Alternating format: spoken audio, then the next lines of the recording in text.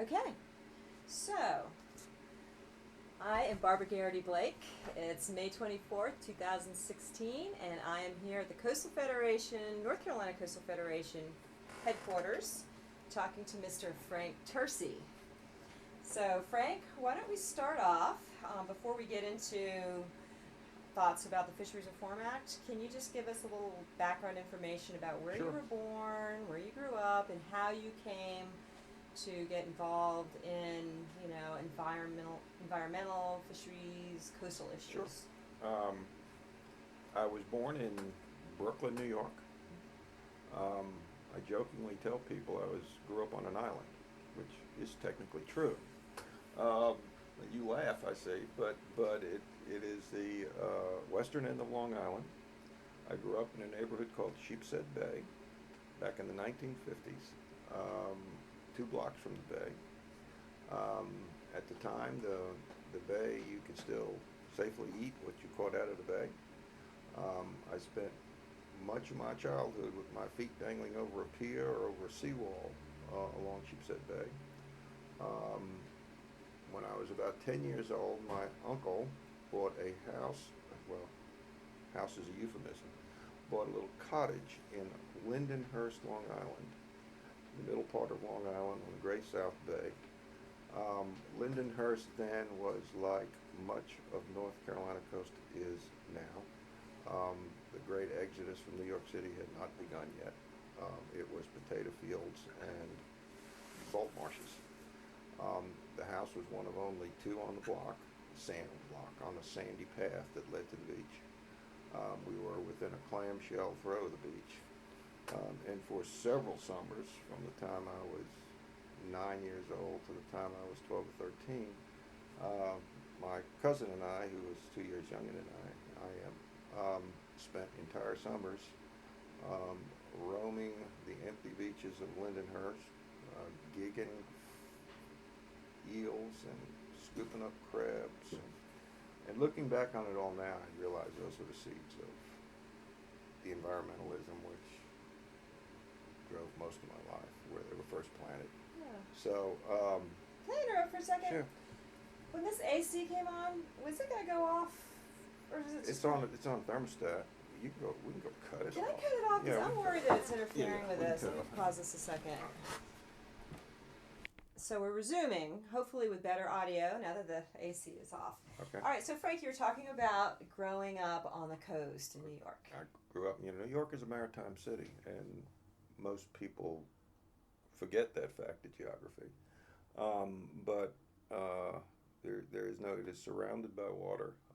In the 1950s, when I grew up, it was not though it's always been, it's been a major metropolitan area for a very long time, but the waters were still fishable, swimmable.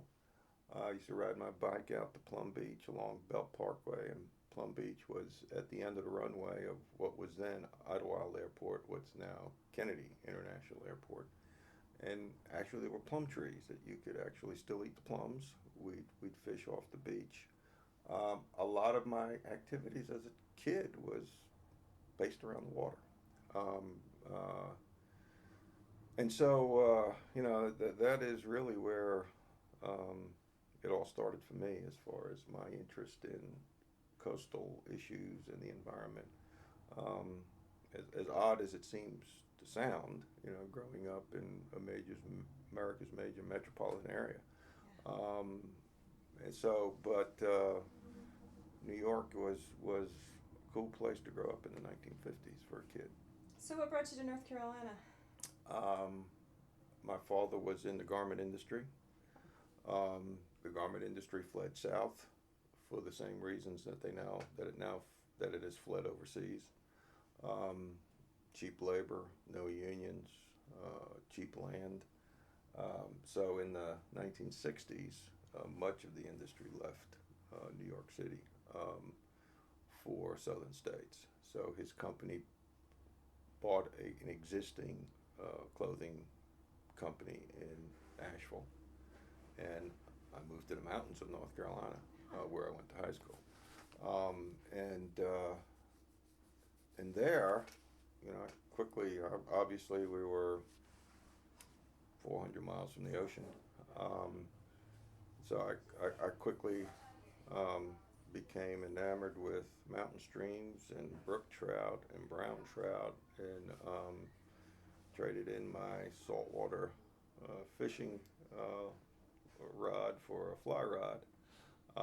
And I have always fished, and I have fished since I was 5 or 6 years old, and continue to this day. So and it's really it's that activity, that avocation that kept me in contact with the watery world, and even in Asheville. I spent a lot of time on the French Broad River, Lake James. Went to college at East Carolina, where I got a little closer to the ocean. What was your major? English and geology. My professor was Stan Riggs, who I credit Stan. Shut this door. Yeah. Stan was one of two people who I think really inspired me, and I saw Stan the other day and told him. But one of two people really inspired me at East Carolina, because Stan. It was in Stan and his classes that I first got the real understanding. Geology is a weird scientific discipline because the long view is really long. Yeah. And I soon realized through Stan, and this was at a time when, in the late 1960s, when the whole, what was then called plate tectonics, was a fairly revolutionary concept. It really wasn't proven yet. It was still theoretical, about this weird stuff about, the solid ground under our feet is actually moving. But it was with Stan and his geology courses that really gave me the first understanding of, and I was fascinated with how oceans formed and opened and closed and rose and fell, and all based on, all tied to climatic conditions. And so I started getting a full understanding of how interconnected it all is. And it was at East Carolina where I fell into my profession, when I started working for the school newspaper. The second person who inspired me, Bob Thonen, the radical editor of the Fountainhead newspaper, East Carolina. It was a very radical time. Vietnam War protests, and journalism was very exciting. And Bob we ran a real newspaper at the Fountainhead, and I loved it. Never left really, and didn't go to East Carolina with any intention of becoming a newspaper man, but that's what I became. So when I left East Carolina, I just got a series of newspaper jobs, and finally it was at the Winston-Salem Journal, where I was the environmental reporter that I intersected with the Fisheries Reform Act, as covering as a news story. And that was my original involvement. Okay, so you worked for the newspaper when that all started to happen. Oh, I didn't realize that. Yeah, I was covering it as a news story. Yeah. Wow, okay. I was thinking you were already with the Coastal Federation. No, I didn't join the Coastal Federation in 2002. Wow. Yeah. So as a reporter, tell us about that experience. About being a reporter? Well, about, reporting on something that a lot of people would find maybe obscure. Right. Well, what again? It was my interest in fishing, and I was very, very fortunate, looking back on it all now, to have worked at a time in American journalism when getting the story was really all that mattered. There certainly were budgetary constraints, but you were still. You were expected to go out and get the story. And I was very fortunate to have worked for a series of editors who let me follow my nose. Good reporters, you generally don't have to tell them what to do. And I'd like to think that I that was one of the good ones. And so clearly, when the reform movement, clearly, what really, what I wrote a series of stories on, and still going on today, unfortunately, is the conflict between recreational and commercial fishermen, which I think much of it is needless. Some of it is real, but it was this conflict that what originally drew me to this whole policy issue. And I think it was the conflict that issue that fueled that issue. And so there are, I don't know what the numbers are, but how many millions of recreational fishermen there are. Certainly there are probably very few commercial fishermen in Winston-Salem, but there are certainly many recreational fishermen who would be affected by reforms in the law. So that was the newspaper's interest, is informing a great percentage of its readers about policy changes that would affect something they enjoy doing. So, but that's how I originally got involved in that, and got to meet all the great characters that drove that process. Jules Wheatley, and Jules was,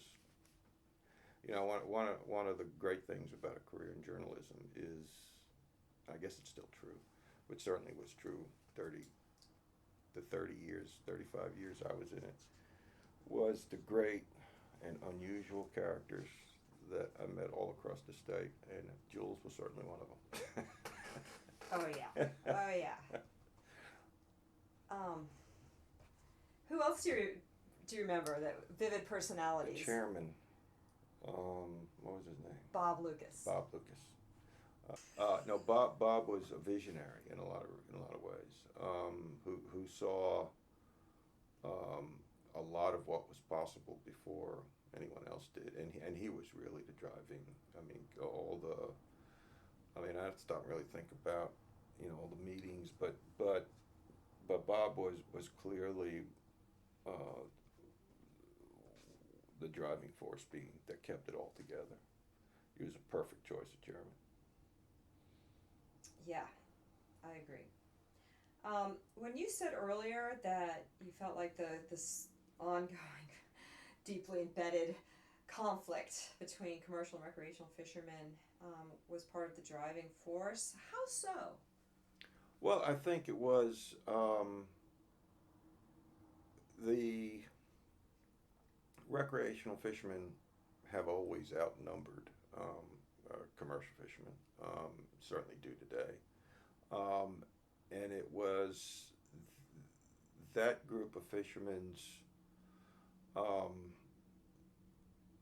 perception, whether those perceptions were real or not, but it was that their perceptions that there was something wrong with regulations, that certain fish species were on the decline, that more needed to be done to protect the species, is clearly, I think, is what drove the whole reform, to try to find some better regulations, some better way to actually protect, and the money, and Baz Knight was also a big player in this,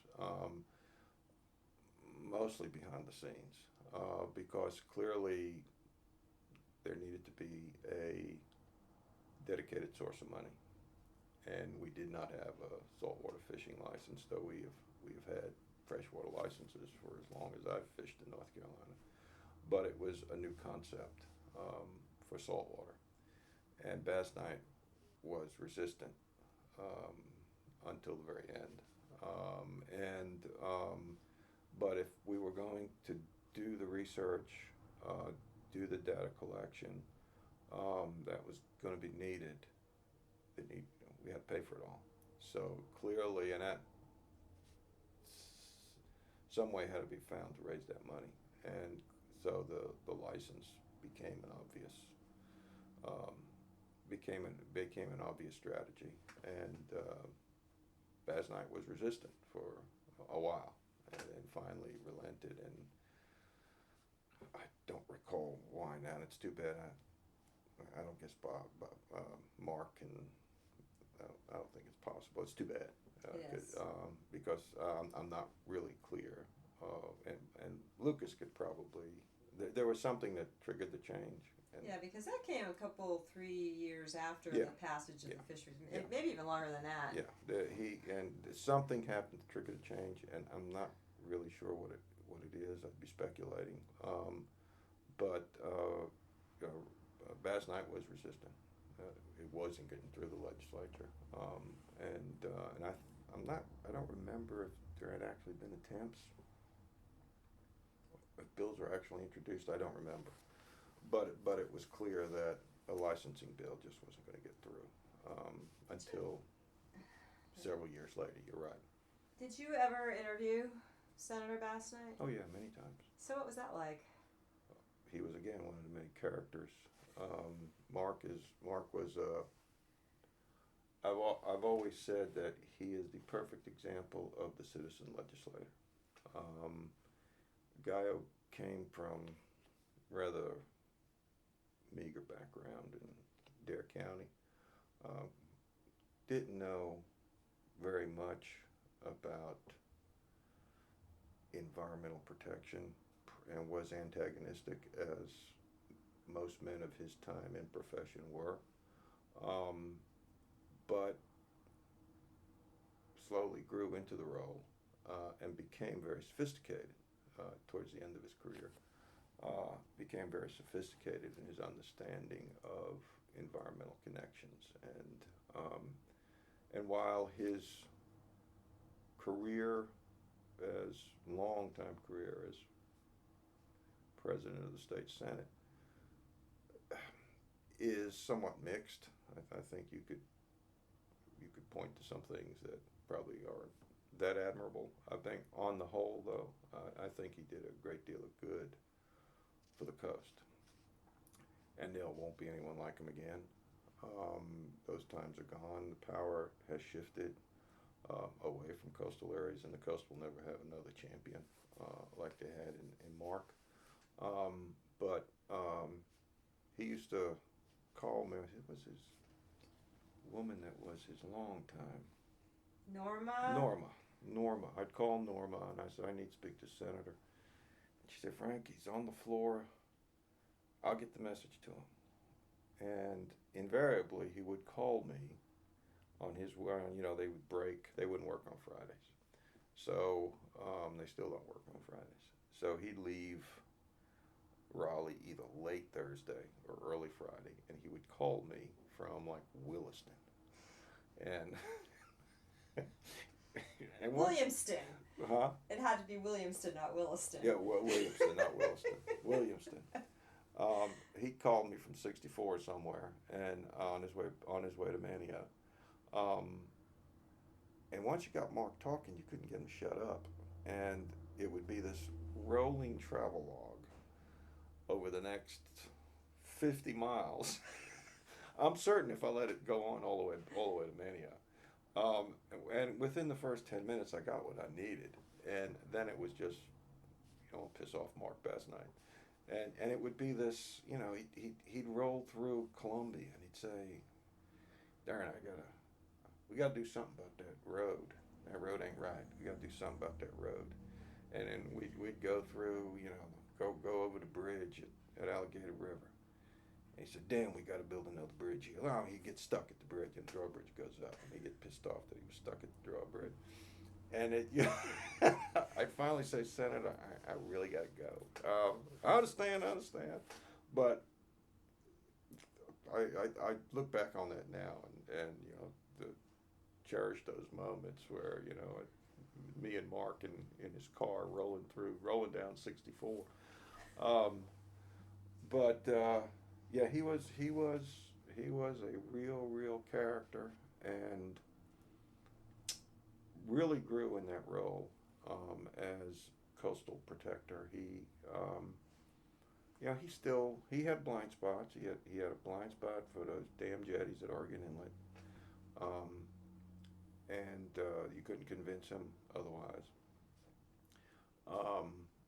And he had had one or two of those, but by and large, um, he had he understood coastal people and cherished coastal culture and did a lot to protect both. So, uh, on the whole, I think his record is a positive one, though there was some potholes here and there.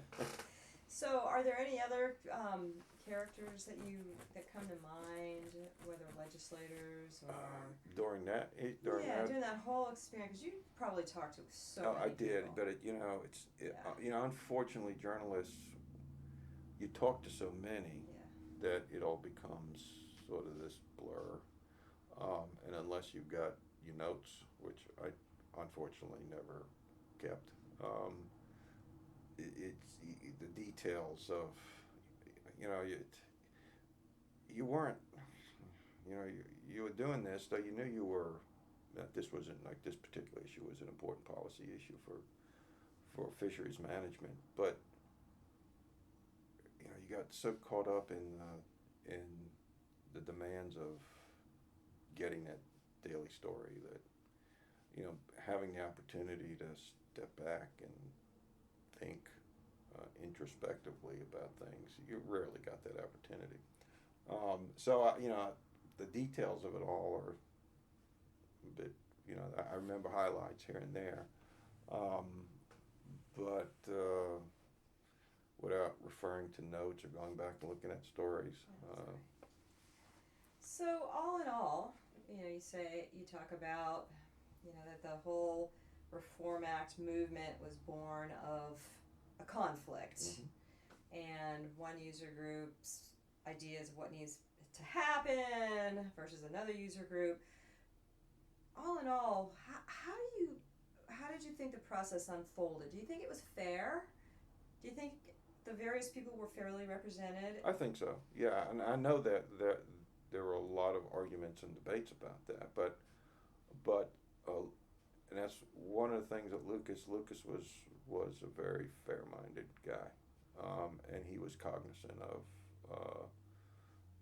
the perceptions and the conflicts, and he tried his best to make sure everyone had a voice, and I think it was. I think probably commercial fishermen probably have a different view of that. But it was a changing time, and and I don't think the industry still has adjusted. I think I'm beginning to see some signs of real adjustment, but the days of when you can go out and catch thousands of pounds of stuff are gone, and we can all point fingers as to what the causes were, but clearly those days are gone. Clearly, and I always got the sense that commercial fishermen, understanding how vastly outnumbered they were by the recreational and how better plugged in recreational fishermen were to the power structures, that the commercial fishermen, they fought the licensing, and that's why Basnack was opposed to it for years. Was commercial fishermen did not want a licensing program because they understood that once recreational fishermen started putting some skin on the table, the licensing money would far outweigh what commercial licenses were, and would give then recreational fishermen real power, and that's, I think, is what happened. But that, there was things were changing such that it was like trying to stop the flood. There was no way they could have stopped it. Clearly, a source of money was needed. Nothing was going to get done without some money. And other than, and I remember there were other schemes that were taxes on boats, and but nothing raised the money and gave people real investment in the process than a license, and as it did with freshwater. I mean, you had that whole model, very successful model in the freshwater licensing, And so, fishing licenses are something people are used to paying, and they see real good out of it. And so that was always the preferred way to raise revenue, but the commercial guys were against it because they understood the political power that comes with um, the money, and I think that's exactly what's happened, and it's the reason why Baz and I were so opposed to it all those years. Were you at that fateful meeting in Raleigh when they were debating the Fisheries Reform Act bill and busloads of fishermen? Yes. Did you cover that? I have a vague memory of it. Yeah, yeah. What do you think was going on there? Just more of what you're saying? I think so. I think you know, I think the conflict was what drove um, that whole process, and that day was an outward manifestation of it. The, the commercial guys just looked at it as more onerous regulations. The they saw the licensing as a way that would empower recreational fishermen, who they knew vastly outnumbered them, and were better connected than they were. And so I think that there was a real effort to try to derail a lot of this. It was ultimately not successful, and I think there needed to be something needed to be done, and what eventually happened was the best we could have hoped for. So, but that rancor exists to this day, and that's unfortunate, and I'm not sure it'll ever go away. Did you also cover the Coastal Habitat Protection Plan process? And well, a lot of that I was here. Okay, so that's when you transitioned Yeah, here. I came here in 2002, and that was it was just starting, but a lot of that was here. Yeah, because in fact I worked with what's his name, was retired from Marine Fisheries, who was head of the Mike Street. Mike Street. And in fact, we wrote a lot of those original chapters in the plan. Mm-hmm. So, how do you feel about that aspect of the Fisheries Reform Act, this Coastal Habitat Protection Plan? I think it's a wonderful concept, but that's all it is. Why? Nothing's ever been done, to my knowledge. I mean, they update the plan. They were supposed to integrate, permitting, and I mean, I don't really see any evidence of that. So I just don't. Again, it was a good concept and it well intentioned, but in the workaday of permitting and the way business gets conducted, I don't really see it as much of an influence on how permits or whether permits are. I mean, I never hear it, in any discussion about why something shouldn't be done is because it violates some habitat protection plan. And that's the same thing with, to a lesser degree, things like common land use plans, and common land use plans aren't it because all the local governments are required to have one. So they are more ingrained in local ordinance, but it's superficial at best. So those kinds of attempts of centralized planning look good on surface and are well intentioned, but they never really work, because our system of government and the way the conflicts that drive permitting just don't allow that kind of planning to intrude. So what does work, Frank? As far as protecting fisheries, clearly, I think you can point to the red drum, for instance. Clearly, regulations can work. I can remember 15 years ago, it was rare to catch a red drum on the North Carolina coast. Um, Now, caught two last Saturday.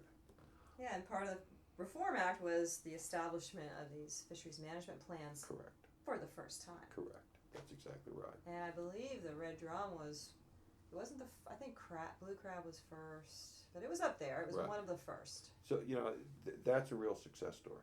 And I have watched fishermen. I haven't kept the red drum, though. You only you can keep one, but I haven't kept one in years. People, and I don't know if it was being the state fish and all that, but fishermen, at least recreational fishermen, treat them with some reverence. And now the White Oak River, when I moved on the river in 2002, you didn't catch any red drum in the river. It was somewhere maybe 2006, 7.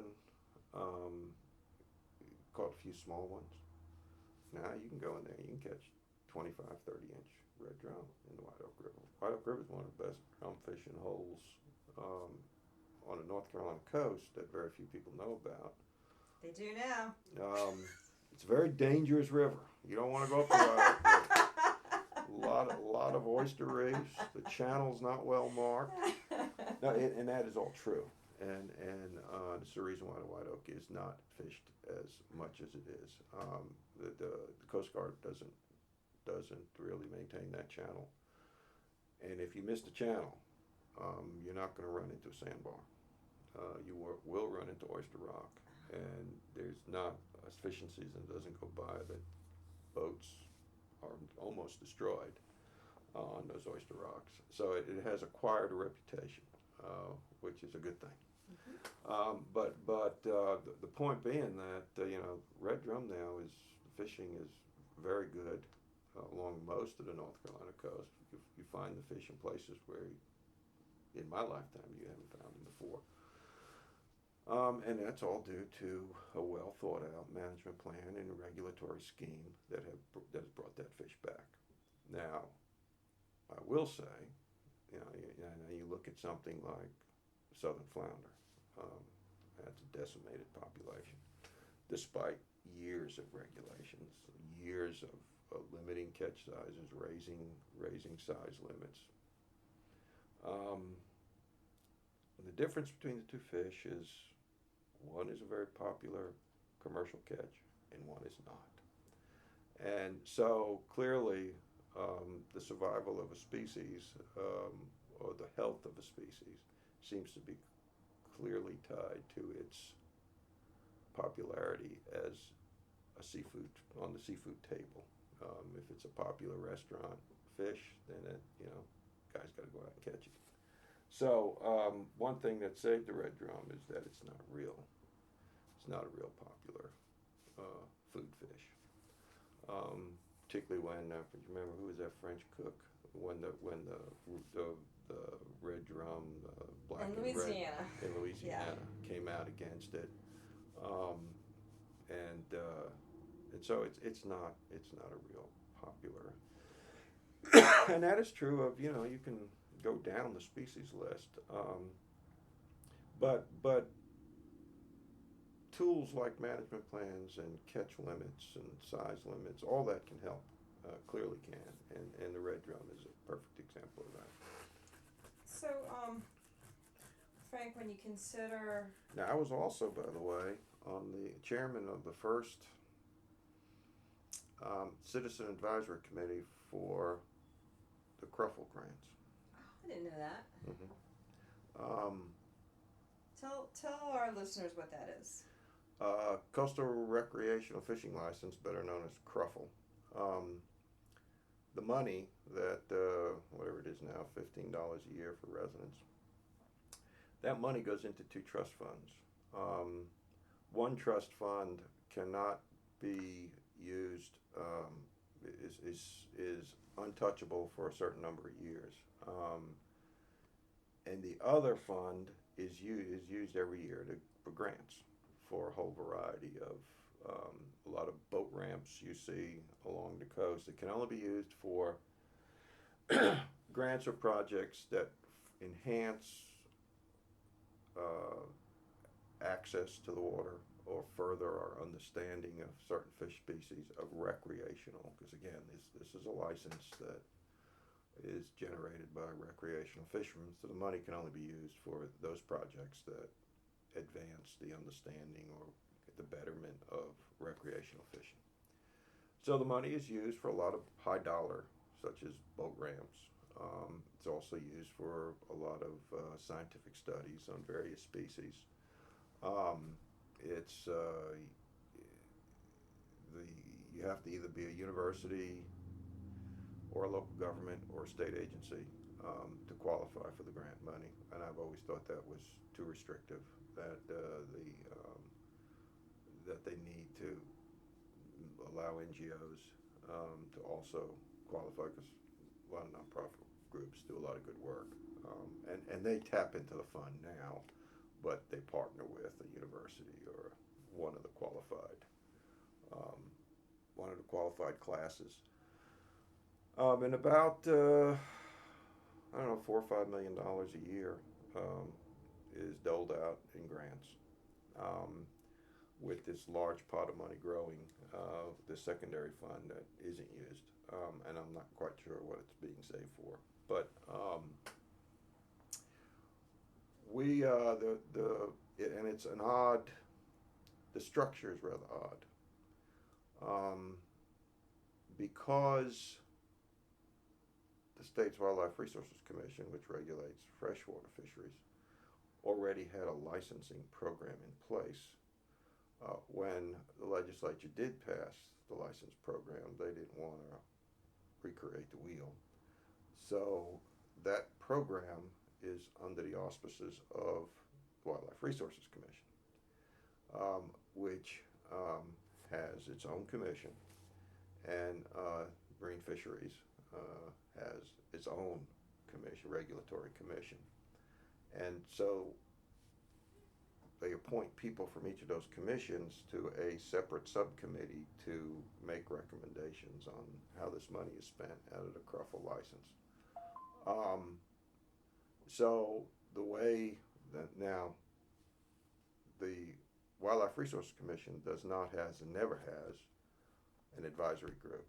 The Marine Fisheries Commission decided it would appoint a group of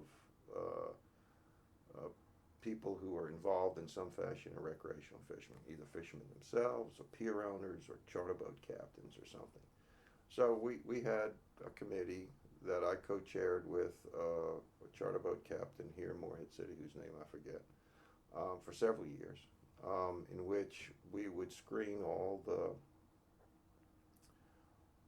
the grant proposals, make recommendations to this subcommittee of the two commissions, and then they would then, from those, they would then pick the winners or the money, the people they wanted to give money to. Till one day I got a letter in the mail that I was fired. We apparently, what happened over time was Division of Marine Fisheries was letting us see fewer and fewer grant proposals. And I have various suspicions about that, and I'm not going to get into it here. But pretty soon we were only seeing a third of, and they have it broken down into science. There's three categories, and then the people category, which is the boat ramps and take a kid fishing and the various, and that's all we were seeing, which is a small percentage of the money.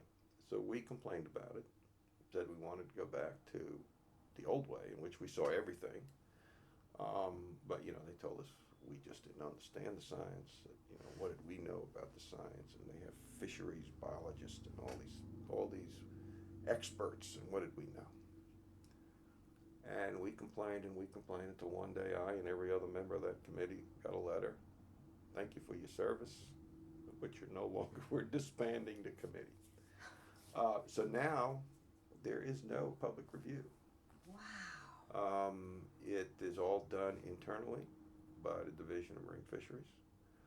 They will have, once they go through their internal culling process, they have one day, they have a public meeting in which all they do is go over those who are going to get money. You don't see everyone who applied. So that breeds suspicion, and that needs to be looked at very carefully. And recreational fishermen need to understand that their money is not being reviewed in any public fashion, that decisions are being made within a division that manages marine fisheries, and it's a system that needs to be carefully looked at. And off the record, I can tell you what I think, but Well, and some might argue it flies in the face of the spirit of the Fisheries Reform Act. I think it does. I bumped into somebody at Karen's museum. I forget who it was, but she said they're trying to reconstitute the committee. I don't know. I have not heard anything about that. But this was we were fired at I'm told, though, how much I believe I don't know, but that this was at the behest of the chairman of the Marine Fisheries Commission, that this was not something that the division lobbied for, or I'm not sure I believe that, but that this was the decision that was made by the chairman. And I questioned at the time whether a chairman could make that decision, since I assumed the commission members were appointed, and I know I was, appointed by the commission. Can a chairman just unappoint somebody that the full commission? I never got, and I just didn't push it. I was pretty sick of the system by then. What year was that? Maybe 2 years ago, 3 years ago. Yeah. Yeah. Well, I had no idea any And of that. there were a lot of upset people. Yeah. Frank Falb, Yeah. you know Frank? Oh, yeah. Frank was very upset. I bet. There was the guy who co-chaired with me. He's a charter boat captain, Moorhead. He was very upset. What's his name? Was CCA. Shoot.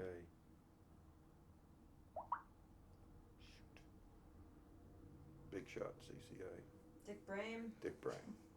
Dick Brame was on that committee. Dick never showed up. But it came out of the blue. Do you remember who was the chair at the time? I don't. Yeah, I don't. remember too. And it came out of the blue, and we were told, or I was told, that we just upset people by our constant demands to see all so we were done. Wow. Well, I did not know that. So, considering today we have issues that have emerged in the last few years that have just become more and more on people's radar with climate change and this and that. If you were involved in revamping the fisheries, or first I should ask, do you think the Fisheries Reform Act needs revamping? I don't know if revamping. I think it probably could use, I hate the word tweaking, but it probably needs a second look. There probably could be modifications made. I think that the general structure is a good one. It's to determine what works and what hasn't worked, to reassess some things might not be bad. Mm-hmm. So, does anything come to mind in particular that you would recommend as needing tweaking?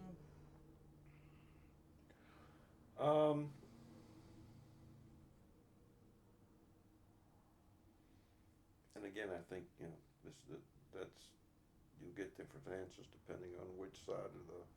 I'm sure commercial fishermen will say a lot needs tweaking.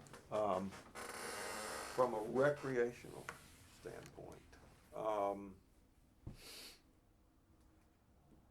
I think we need to look at the licensing structure. I think there are,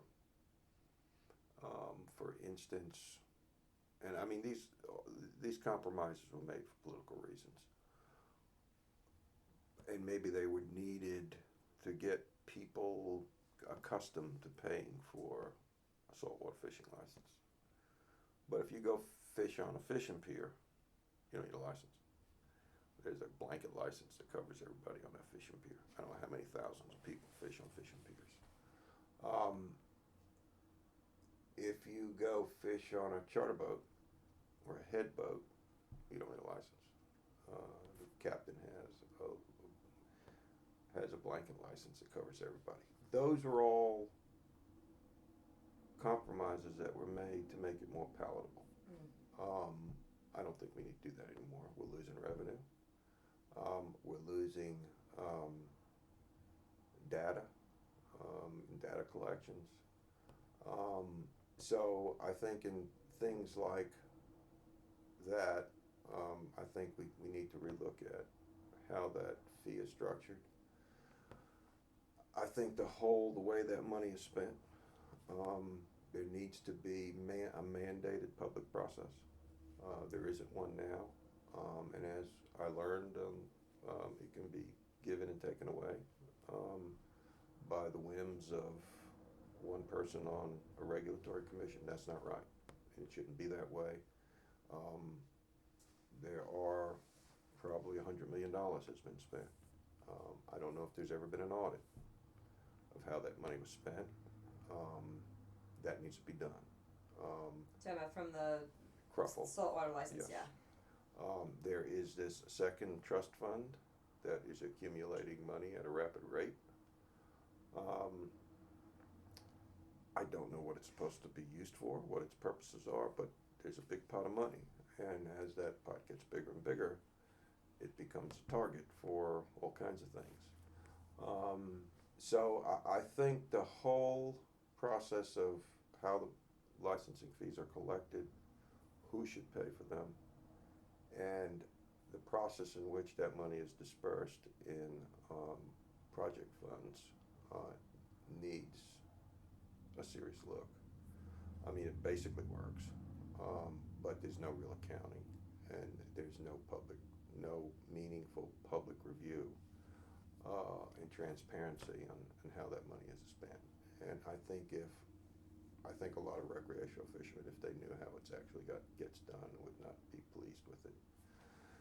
And what you don't want is a revolt among the recreational fishing group, because I don't think it would take much for this legislature to rescind the whole thing, since licensing fees are just taxes, and so I think we have to be careful going down that road, because I think that I gladly pay my license every year, and I think the money is generally used for good things, but I do think there needs to be a better process in how we spend it, how we account for it, and not let so many people off the hook, so to speak, in not requiring a license.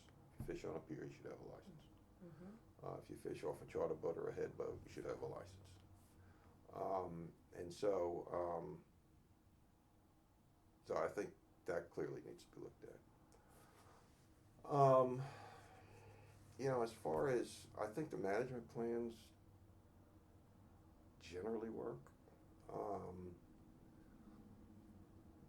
but I mean, I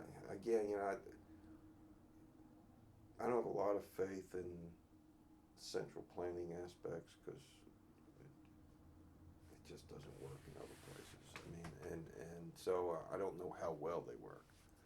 And I'm sure they're all well intended and based on good science. But we also, I know with the science, the science collection, we'd every funding cycle with Cruffle, we'd have 2 or 3 more proposals for striped bass. How much more do you really need to know about striped bass? I mean, I don't know. I mean, not a scientist, but it seems like there are species that get a lot of money. That's why you got fired. Maybe. I mean, we'd make Just think the striped bass. No, we'd make that complaint. We'd make there'd be 3 striped bass projects, and and how much more do you know about striped bass? Yet, what do we know about river herring? And so I think there are, and I don't know how you fix that. I mean, but clearly there were species that seemed to be getting the bulk of the money. Red drum was one, and others, do nothing about. But I don't know how to fix that. I mean, I don't know what you do to fix that. But so the data collection, I think, the scientific collection of data, seems to was weighted to particular species, and I know clearly they were popular species among recreational fishermen, which of course means they generate a lot of income. We don't get striped bass down this way in the coast, but I know on the northern coast it's a very popular species that a lot of jobs are dependent on. So I understand. I mean, I truly do understand. But really, how much more do you need to know about striped bass?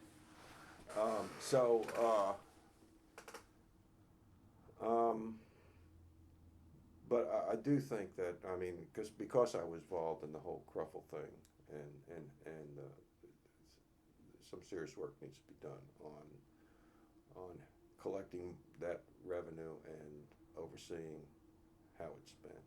Mm-hmm. And I don't mean to imply that I think there was anything illegal or anything going on. It's just right now the process is non-transparent. It's opaque, and we have to take the word of people within the bowels of Division Marine Fisheries that the money is being properly spent. And I don't, it's not that I mistrust the folks at Marine Fisheries, but I don't trust any government agency to that extent. And so I think we need a better oversight, public oversight of how that money is spent, and an audit is really in need to see if the money has been well spent, mm-hmm. and what has resulted from. Clearly you can see the benefits of a boat ramp. Wasn't there before, now it's there. All right, well, I understand that, but that's a small percentage of the money. They tend to be, because they're high dollar projects, particularly if it's the building a new boat ramp like the Emerald Isle boat ramp, that usually can't be done all with Cruffle money. I mean, they're that high dollar. So because you're talking about waterfront properties, and so it those do tend, and they're very popular projects. And so and another thing, I don't know why, I don't know if they started doing this, though the committee would recommended it every year. You put up a sign. This boat ramp brought to you by your tax money, or your license money. I don't know if that's ever been done. This money built by the coastal recreational fishing license money. So people know that when they launch their boat, their money paid for this. So those projects are high visible projects, highly popular projects, but it's this other stuff that where the bulk of the money spent. And I mean, I don't know whether all those striped bass studies resulted in anything. And there was a great suspicion, particularly early on in the Cruffle program, that money was being shifted from the recreational program to support commercial program. And I remember the very first project cycle. The Division Marine Fisheries wanted to buy a small dredge, a shallow water dredge, for their oyster restoration projects. And I remember asking Lewis whether these were sanctuaries. No, these were put and take. I said, that's very good. I firmly support commercial shell fishermen, but this is not the fun pot of money. And in fact, it clearly is prohibited by the law. I was told that they provide, whether those put and take reefs provide habitat for all kinds of fish, and though the committee did not recommend that the money be spent for that barge, it was bought. So there were suspicions, and I still have those suspicions, that, and now that there's no transparent process, that money is being spent to really support the commercial fishing aspects of the division, because they're not getting the licensing money from that program anymore. And I was warned by members of Marine Fisheries Commission to watch for that cost shifting. And clearly that was happening, and I don't know if it continues, but it's another reason why we need to have an above board process for granting this money. Can the division use any of the money for their normal operational costs? Because I know they've Yes. had budget cuts. Yes, they can. They can. Yeah, Okay. they can. So it's been probably a and- godsend to them. Oh yeah, and in fact, Yeah. they're always among the largest benefactors every year is Division Marine Fisheries. Yeah. And a lot of it was for, it does support their recreational program, but particularly some of the scientific studies. Yeah. We thought, and that's why we want, and that's why I'm sure we no longer got to see any of the proposals for the studies, Right. because a lot of them had very questionable benefits for recreational fishing, and seemed to be more aimed at commercial fish stocks. And so we kept making noise. So first we didn't see any more of the scientific proposals, and then they fired us entirely. Gosh. But Frank, as an environmentalist, sometimes I just question, because we started this conversation talking about the conflict. It's getting warm in here. It's getting hot in here, so I'm going to end this in a Okay, minute. Good. What time are? Because I got to get going. Let's see what time it is. It is 4:22. Got a little. Okay. I guess to play devil's advocate, a fish is a fish. Yep. A habitat is a habitat. Correct. They're all interlinked, Correct. interrelated. Yep. Now we have this concern for ecosystem-based management. So how useful is it to enforce these kind of artificial divisions between that's a recreational fish? We're gonna support. No, it's not useful. It's not useful. But that's what you're saying. Yeah, but how the money is spent, clearly, are you going to take recreational money to support blue crab fisheries? Yes, recreational fishermen catch blue crabs, no doubt about it. But clearly, commercial, that is one of the backbones of the commercial fishing industry. Same thing with shrimp. Yeah, you can go out there on a cast net. I go in the White Oak River in July and catch little shrimp in my cast net. But clearly that's not what these studies are done. So is it fair? Yes, the fish is a fish, and both recreational and commercial fishermen, target certain species, but the preponderance is certainly on certain species. The great preponderance is it's a commercial catch. And so is it fair that a recreational fishing license money be spent to do shrimp research? When I don't know, but I think many recreational fishermen would not approve that, and I'm not sure I do, Right. and I think I'm more understanding of these issues than most are, but I don't know if money spent by recreational fishermen should be used to support research and stock assessments for species that are clearly commercial fishermen are clearly dependent on. Well, I guess what I'm getting at is early on you said, that this conflict that's been ongoing, a lot of it is unnecessary. So, just to kind of end on that thought, because I think North Carolina, more than a lot of other states, does have this conflict. I mean, I know other states have it, but it seems like it's been particularly. Yeah, but I think it's because we have, I mean, we still have a commercial fishing industry, which you couldn't say, I think, in Florida. We still have inshore trawling and gill nets, which a lot of states have banned. So that creates a conflict. And I think much of the conflict you see between recreational and commercial fishermen deal mostly with gear. I don't think it's so much, particular species. I think we could find common ground when it came to, whatever, flounder or something. But the fact that the flounder are caught with gill nets, and it's very, I can take you up the White Oak River on certain times of the year, where it's virtually impossible to fish because of all the gill nets. That's what rankles a lot of people.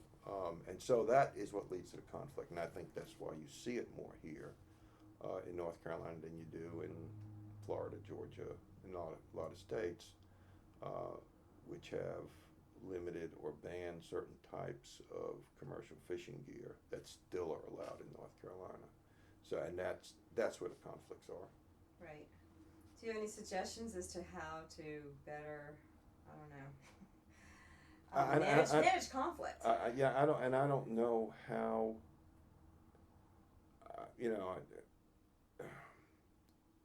The gear issue is a tough one.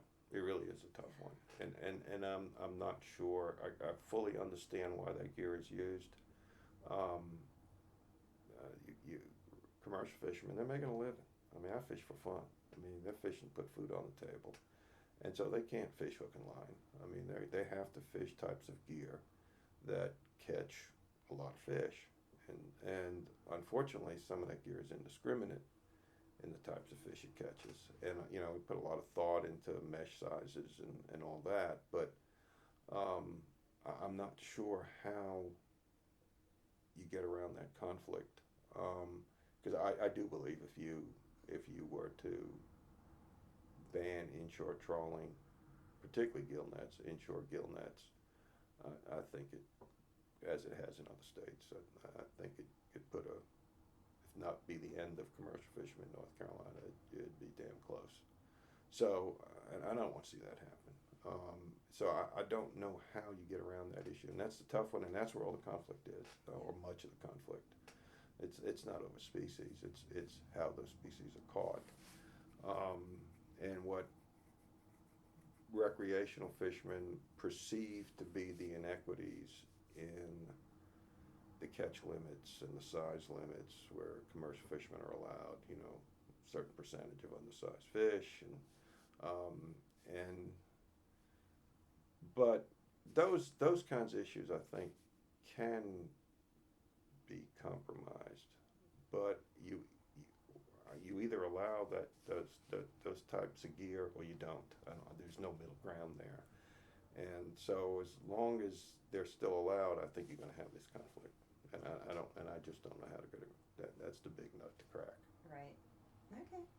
Well, I think that's all our questions. Do you have any parting thoughts on fisheries management, water quality, anything?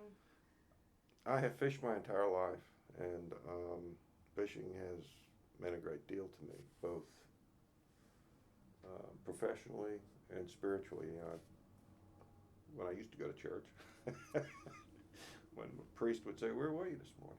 I said, "I was at church, Father." He said, "Where?" I said, "The church of the surf." Church of the surf. I don't go to church anymore, so I don't have to make up an excuse. But it has had a spiritual aspect for me. I can go fishing now, and I don't care if I catch anything. It really is incidental. And as I said, I haven't kept the red drum in a very long time. And I'll keep an occasional flounder here and there if I can catch one 15 inches or bigger. Because my wife likes to eat flounder. I probably wouldn't keep the flounder if I caught one. But I catch because it's part of who I am. I fish, and catching is just incidental. So I would hate to see the last fish just disappear. Certainly before I disappear. Once I'm gone, whatever happens, happens. But we. Well said, Commissioner. And I don't think we said this on record, but Frank, you are a town commissioner, right? In Swansboro. I I am. yeah. Yeah. So wherever this goes and however this ends, I'm going to come down on the side of the ability of people to go out there and fish, because I've taken kids, I've taken, my doctor wants to go fishing. He's never gone fishing before, but it's everyone I've ever taken is, I kayak fish now too, and there's a certain solitude to get in places where you can literally go and not see anyone, even this day and age. And that means a lot to me, and I would hate that we lose that, and we should do all we can to protect it. And hopefully there'd be enough so that, the two sides in this debate will have enough room, and maybe someday, sometime, they'll meet somewhere in the middle. I don't think it'll be in my lifetime, but Hey, you never know. You never know. So, but clearly that to fish at all, it requires having, clean water, and just completing the circle. Go back to Sheepshead Bay now, and I haven't been in a number of years. But you probably still can catch something, I suspect, but you would never think of eating it. You go out to Plum Beach, plum trees are gone. All of Jamaica Bay is, you wouldn't think of mucking around in Jamaica Bay anymore. So just in my lifetime, that has happened, and we have something special here in North Carolina. We really do. And we need to realize that and protect it. And it's the reason why I do what I do, because I like to fish. Yeah. All right. Well, that's a good spot to end. Okay. Thank you so Thank much, you, Frank. Barbara. Yep. Appreciate it. Yep.